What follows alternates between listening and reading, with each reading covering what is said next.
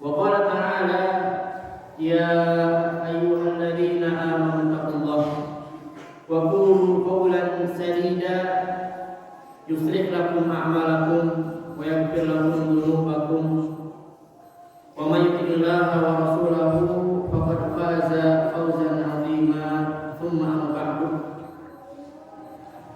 I'lamu ayyuhal hadirun fa inna asdaqal kalam kalamullah wa khairal hadi hadi Muhammadin sallallahu alaihi wasallam wa syarrul umuri muhdatsatuha wa inna kulla muhdatsatin fid dini bid'ah wa kullu bid'atin dhalalah wa kullu dhalalatin finnar. Ma'asyiral muslimin, sidang Jumat yang semoga Allah muliakan.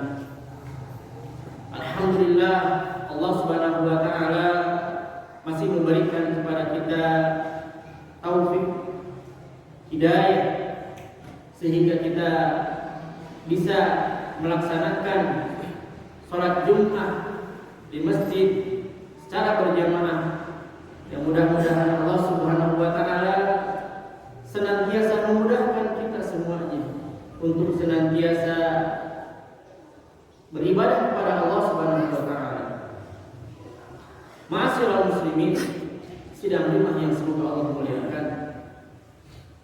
Ketika Allah Subhanahu wa taala memerintahkan kewajiban salat di dalam surat Al-Baqarah ayat 43, Allah Subhanahu wa taala berfirman, "Wa aqimus shalah wa atuz zakah warka'u ma'ar raki'in." Wa aqimus shalah, dan tegakkanlah oleh kalian salat. Di awal-awal Allah Subhanahu wa taala mengatakan wa aqimus shalah, dan tegakkanlah oleh kalian salat. Namun Allah Subhanahu wa taala tidak berhenti sampai di situ. Tapi ada cara lain yang Allah Subhanahu wa taala juga perintahkan. Yang ini menunjukkan bahwa kaum muslimin ketika mengerjakan bukan hanya menegakkan salat saja, tetapi Allah Subhanahu wa taala menutup dengan ayatnya warka'u ma'ar raki'in, dan merukuklah kalian bersama orang-orang yang berukuk. Artinya, dan salatlah kalian bersama orang-orang yang salat. Artinya ketika kaum muslimin melaksanakan salat itu tidak boleh sendirian, akan tetapi salatlah bersama orang-orang yang salat. Artinya ketika kita mau melaksanakan salat wajib, kita diwajibkan oleh Allah Subhanahu wa taala, diperintahkan oleh Allah Subhanahu wa taala harus secara berjamaah. Dan tempat untuk berjamaah ketika melaksanakan salat adalah di masjid. Ini menunjukkan bahwa ketika Allah Subhanahu wa taala memerintahkan kita untuk salat, terutama laki-laki, adalah di masjid dan secara berjamaah. Ma'asyiral muslimin, sidang Jumat yang semoga Allah muliakan. Dalam surat An-Nisa, Allah Subhanahu wa taala bahkan memberikan pelajaran, memberikan kaifiyah, tata cara bagaimana seseorang ketika di dalam perang salat. Allah Subhanahu wa taala mengatakan, "Wa idza kunta fihim fa aqamta lahumus shalah fa taqum ta'ifatun minhum ma'aka wa yaqulu aslihatahum fa idza sajadu falyakunu min wara'ikum," dan seterusnya. Dalam keadaan perang saja Allah Subhanahu wa taala memberikan tata cara bagaimana mereka salat berjamaah. Dalam keadaan perang, dalam keadaan genting, dalam situasi tidak aman, Allah Subhanahu wa taala memberikan tata cara kaifiyah bagaimana kaum muslimin itu salat, dan salatnya secara berjamaah. Ini menunjukkan bahwa ketika dalam keadaan genting saja Allah Subhanahu wa taala sampai memberikan kaifiyah, tata cara untuk melaksanakan salat secara berjamaah. Apalagi kita dalam keadaan aman, dalam keadaan waktu senggang, ini lebih lagi ditekankan untuk kita melakukan sholat berjamaah di masjid. Kemudian para jamaah sekalian, semoga Allah muliakan, di dalam surat At-Taubah Allah Subhanahu wa taala berfirman, "Fa in tabu wa aqamus shalah wa atuz zakat fa ikhwanukum fid din." Dan apabila mereka bertaubat kepada Allah Subhanahu wa taala, wa aqamus shalah, dan mereka menegakkan salat, wa atuz zakat, dan mereka mengeluarkan zakat, fa ikhwanukum fid din, maka mereka itu adalah saudara kalian di dalam Islam. Persaudaraan antara muslim satu dengan yang lainnya adalah di dalam melaksanakan salat. Dan yang menjadi pembeda antara seorang muslim dengan orang kafir adalah di dalam melaksanakan salat. Dan kita bisa melihat seseorang itu salat atau tidaknya adalah ketika hadir di masjid, ketika hadir dan ikut salat berjamaah bersama kita, baru kita mengatakan si fulan telah salat. Lalu bagaimana ketika kita bisa mengatakan fulan sudah salat, sedangkan kita tidak bisa melihatnya, sedangkan kita tidak menyaksikannya, fulan itu sudah salat. Kemudian dalam sebuah hadis Abdullah bin Mas'ud radhiyallahu taala anhu, semoga Allah meridhoinya, beliau mengatakan, "Man sarrahu an yalqallahu ghadan musliman falyuhafid ala haula as-salawatil khamsi haitsu yunada bihinna fa inna Allah azza wa jalla syara'a lakum sunanal huda in nabiyhi wa innahunna min sunanil huda wa inni la ahsibu minkum ahadan illa lahu masjidun yusalli fi baitihi walau shallaitum fi buyutikum wa taraktum masajidakum ataraktum sunnata nabiyyikum sallallahu alaihi wasallam walau taraktum sunnata nabiyyikum la dhalaltum." Abdullah bin Mas'ud, sahabat mulia, sahabat Nabi sallallahu alaihi wasallam, beliau mengatakan, siapa yang menginginkan pertemuan yang bahagia kelak bertemu dengan Allah Subhanahu wa taala, an yalqallahu dan musliman, dicap sebagai seorang muslim yang sejati, fal yuhafid, maka hendaklah dia menjaga salatnya 5 waktu, haitsu yunada bihinna, yang mana ketika seseorang akan melaksanakan salat itu dipanggil, dikumandangkannya adzan. Karena sungguhnya Allah Subhanahu wa taala telah mensyariatkan kepada kita sunnah-sunnah kebenaran untuk nabinya. Dan dengan sunnah inilah, dan dengan melaksanakan salat berjamaah inilah, di antara petunjuk Nabi sallallahu alaihi wasallam. Kemudian beliau melanjutkan, dan sesungguhnya aku tidak berharap ada di antara kalian menjadikan satu tempat di rumahnya, membiasakan sujud di sana, membiasakan sholat wajib di sana. Walau shallaitum fi buyutikum lataraktum masajidakum. Kemudian Abdullah bin Mas'ud mengatakan, apabila kalian sudah terbiasa sholat 5 waktu di rumah, maka niscaya kalian akan meninggalkan masjid-masjid kalian. Kemudian beliau mengatakan, "Walau shallaitum fi buyutikum wa taraktum masajidakum la taraktum sunnata nabiyyikum sallallahu alaihi wasallam." Kalau sudah kalian meninggalkan masjid-masjid kalian, maka sungguh kalian telah meninggalkan petunjuk, telah meninggalkan hidayah dari Nabi kalian. Walau taraktum sunnata nabiyyikum la dhalaltum, dan apabila sunnah nabinya sudah ditinggalkan, maka semua kalian akan menjadi orang-orang yang tersesat. Kemudian dalam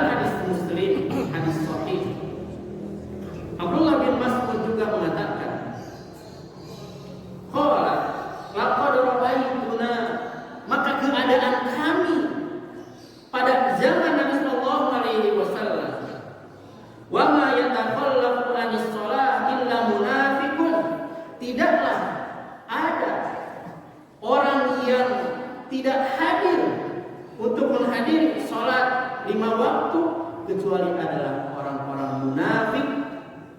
Qad ulima nifaquhu, yang mana kemunafikannya sudah kita ketahui.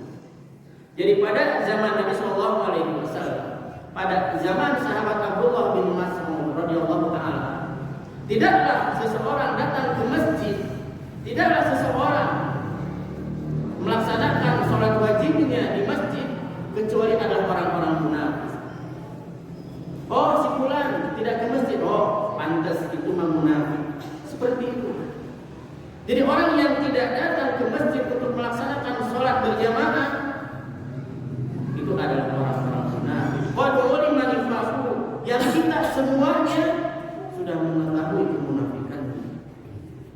Au maridun, atau itu adalah orang yang sakit. In kana al-maridu la yamshi baina rajulaini hatta ya'tis shalah. Kalaupun ada orang yang sakit di antara kami, maka diajak berjalan, digotong atau di kalau kata orang Sunda menikah sama orang dua, cuma dua orang. Kemudian waqala inna Rasulullah sallallahu alaihi wasallam 'allamana sunanal huda. Kemudian Nabi sallallahu alaihi wasallam telah mengajarkan kepada kita sunnah-sunnah ini, hidayah ini, petunjuk ini. Wa inna min sunanil huda as-salat fil masjid alladhi yu'adzamu fihi. Dan di antara petunjuk yang Nabi Shallallahu Alaihi Wasallam ajarkan kepada kita adalah salat di masjid yang dikumandangkan adzan di dalamnya. Kemudian para jamaah yang semoga Allah muliakan, dalam sebuah hadis yang diriwayatkan oleh Ibnu Majah, hadis yang sahih, Nabi Shallallahu Alaihi Wasallam beliau bersabda, "Man sami'an nidaa falam ya'tihi fala sholata lahu illa min udhrin." Nabi Shallallahu Alaihi Wasallam mengatakan, siapa yang mendengar suara seruan adzan, falam ya'tihi, kemudian dia tidak mendatangi, ada suara adzan, kemudian dia tidak bersegera, padahal dia tidak sedang sibuk, padahal dia memiliki waktu yang luang, namun dia tidak bersegera mendatanginya untuk sholat, fala sholata lahu, maka baginya tidak ada sholat, illa min udhrin, kecuali memiliki udzur yang syar'i, udzur yang dibenarkan oleh agama. Kemudian dalam hadis Muslim, di mana ada seseorang yang datang kepada Nabi Shallallahu Alaihi Wasallam, rajulun a'ma, ada sahabat Nabi Shallallahu Alaihi Wasallam yang dia buta. Faqala ya Rasulullah, yang meminta keringanan untuk tidak bisa berangkat ke masjid karena buta. Innahu laisa liqa'id yaquduni ila masjid. Wahai Rasulullah, aku tidak ada orang yang mengantarkanku ke masjid. Yang dia meminta keringanan kepada Nabi Shallallahu Alaihi Wasallam. Tidak ada yang mengantarnya ke masjid karena seorang buta. Fasala Rasulullah Shallallahu Alaihi Wasallam an yuraffisahu lahu fa yusalli fi baitihi. Maka beliau, sahabat ini, meminta keringanan agar bisa sholat di rumahnya, karena tidak mungkin dirinya adalah seorang buta kemudian memaksakan diri untuk berangkat menuju sholat di masjid. Faraqasa, maka Nabi pun Shallallahu Alaihi Wasallam memberikan keringanan. Falamma walla da'ahu, kemudian tatkala seseorang itu sudah membelakangi Nabi dan ingin bergegas pulang, faqala, kemudian Nabi bertanya, hal tasma'un nida'a bis shalah, apakah engkau mendengar suara adzan, panggilan untuk sholat? Qala na'am, sahabat tersebut mengatakan, iya, saya mendengar. Qala fa'ajib, maka datangilah seruan tersebut. Ma'asyiral muslimin, sidang jemaah yang semoga Allah muliakan. Nabi Shallallahu Alaihi Wasallam menceritakan ada seorang yang buta menginginkan keringanan untuk bisa sholat di rumahnya. Akan tetapi Nabi Shallallahu Alaihi Wasallam tidak memberikan keringanan. Apalagi kita yang matanya sehat, bisa berjalan, tidak harus memiliki ada yang mengantar. Ini lebih wajib lagi. Kemudian dalam sebuah hadis yang sahih, Nabi Shallallahu Alaihi Wasallam dalam sebuah hadis Abu Hurairah radhiyallahu taala anhu, beliau bersabda, "Anna Rasulullah Shallallahu Alaihi Wasallam faqada nasan fi ba'di sholawat." Suatu ketika Nabi Shallallahu Alaihi Wasallam setelah selesai melaksanakan sholat, lalu beliau menghadap kepada para sahabatnya. Faqada nasan, kehilangan beberapa sahabat yang tidak hadir sholat. Faqala, kemudian beliau mengatakan, laqad hamaltu an amura rajulan yusolli bin nas. Nabi mengatakan, sungguh aku menginginkan untuk ada yang menggantikanku sekarang menjadi imam. Summa ukhalifa ila rijalin yatakhallafuna anha. Kemudian aku mendatangi orang-orang yang tidak hadir ikut sholat. Fa'amuru bihim, maka aku pun akan memerintahkan kepada sahabat-sahabatku, fayuharriqu alaihim bihujamil hatab buyutahum, maka aku akan perintahkan sahabat-sahabatku untuk membakar rumah-rumah orang-orang yang tidak datang ke masjid untuk melaksanakan sholat berjamaah. Barakallahu li wa lakum.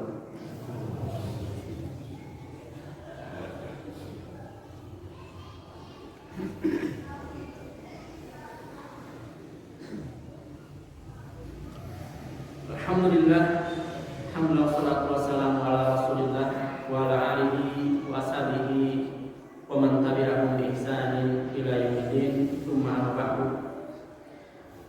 Para jamaah sekalian yang semoga Allah muliakan, inilah perintah salat yang diperintahkan oleh Allah Subhanahu wa taala kepada kita semuanya. Bukan hanya sekedar menegakkan salat, akan tetapi menegakkan salat harus dilaksanakan secara berjamaah di masjid. Dan tentunya ini adalah perkara khilafiyah. Akan tetapi Nabi Shallallahu Alaihi Wasallam tidak pernah mencontohkan kepada kita. Beliau sehari saja beliau sholat 5 waktu, sholat yang wajibnya di rumah. Nabi Shallallahu Alaihi Wasallam senantiasa sholat di masjid berjamaah bersama para sahabatnya. Bahkan ketika menjelang wafatnya, menjelang kematiannya, Nabi Shallallahu Alaihi Wasallam ditimpakan sakit yang sangat berat, dan bahkan Nabi Shallallahu Alaihi Wasallam terpingsan beberapa kali. Kemudian ketika beliau sadar, apa yang ditanyakan kepada para sahabat? As-sholan nas, apakah manusia sudah sholat? Lalu para sahabat mengatakan, la hum yantadirunaka, belum wahai Rasul. Mereka senantiasa menunggu engkau. Lihatlah, dalam keadaan sakit pun Nabi Shallallahu Alaihi Wasallam memaksakan untuk sholat di masjid bersama para sahabat. Ma'asyiral muslimin yang semoga Allah muliakan, inilah pentingnya kita membangun masjid. Adalah diantaranya untuk melaksanakan sholat bersama berjamaah di masjid. Dan inilah fungsi adanya adzan, ajakan, hayya 'alas shalah, hayya 'alal falah. Hayu, mari kita melaksanakan sholat. Hayu kita menuju kepada kemenangan. Itulah panggilan yang sesungguhnya yang senantiasa dikumandangkan oleh muadzin, agar masjid yang sudah dibangun tidak kosong, agar muadzin yang senantiasa mengajak untuk sholat itu memiliki manfaat. Karena itulah disyariatkannya membangun masjid, disyariatkannya adzan, adalah untuk memanggil kaum muslimin untuk hadir sholat ketika sudah masuk waktu sholat. Mudah-mudahan Allah Subhanahu wa taala memberikan kepada kita kemudahan untuk senantiasa mengerjakan sholat 5 waktu di masjid ketika ada panggilan muadzin mengajak sholat. Innallaha wa malaikatahu yusholluna 'alan nabi ya ayyuhalladzina